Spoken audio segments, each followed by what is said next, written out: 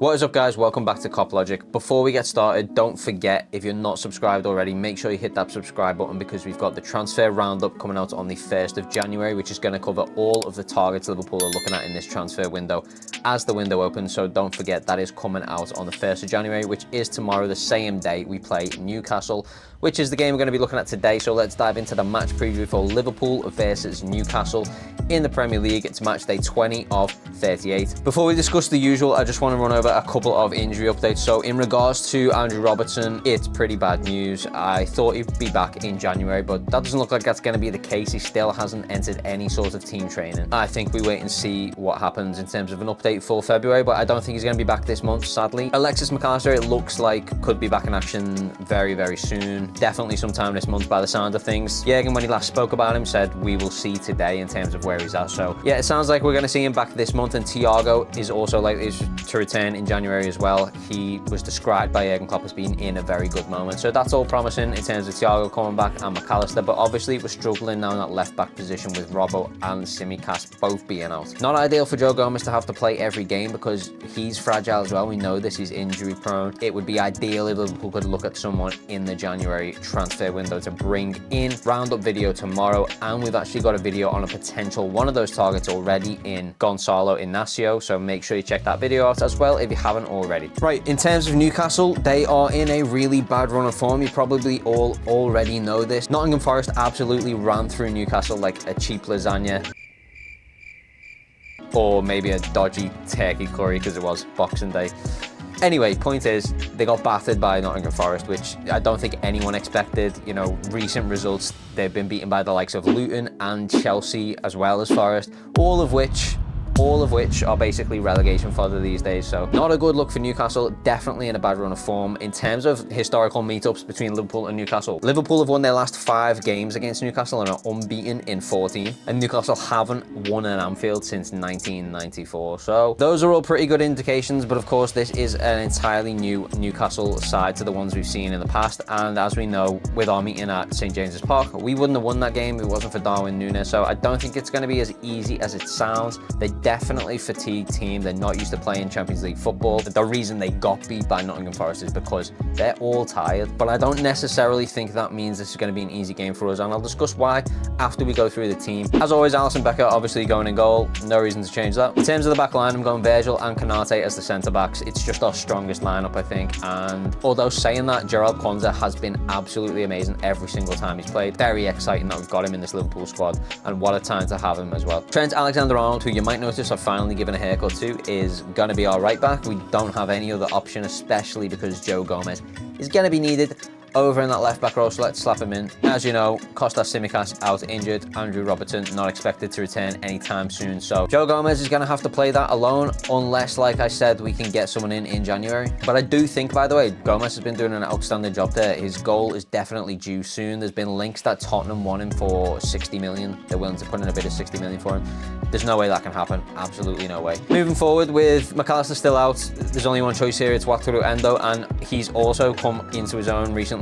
He's been putting in amazing performances. He could have been man of the match in the last few matches, to be honest with you. Absolutely outstanding performances from Endo. Even if McAllister was in the team, I would be picking Endo anyway. He's definitely our best option at CDM right now. The big downside to Endo, of course, is the Asian Cup starts this month, as well as the African Cup in terms of Mo Salah. So we're going to be losing Endo and Mo Salah this month.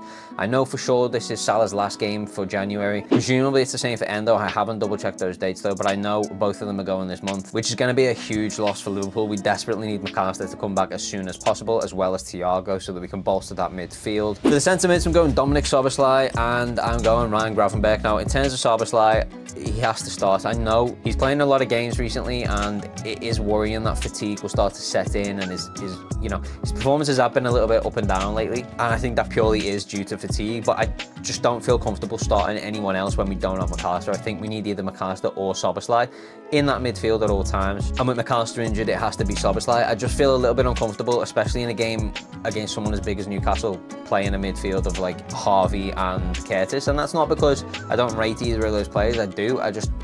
I don't like the idea of them both playing together. It lacks a bit of leadership in that midfield, and you know, Curtis especially can go a bit wayward as he wanders forward. I'm just not comfortable with that. I just think both of them need a partner there that's going to keep them in check, and it has to be Szoboszlai and McAllister. In terms of Ryan Gravenberch, there's definitely a shout for Curtis Jones to start this, so I'm going Ryan Gravenberch, Dominic Szoboszlai, but that could definitely be changed. Forwards are going to be interesting, so let's start with the right wing because it's the obvious one. We're going Mo Salah. Again, it's going to be his last game of January, which kind of sucks. There's going to be some very big boots to fill there for whoever does it. You know, it's going to be interesting what Jurgen goes with for the front three once Salah is off to AFCON.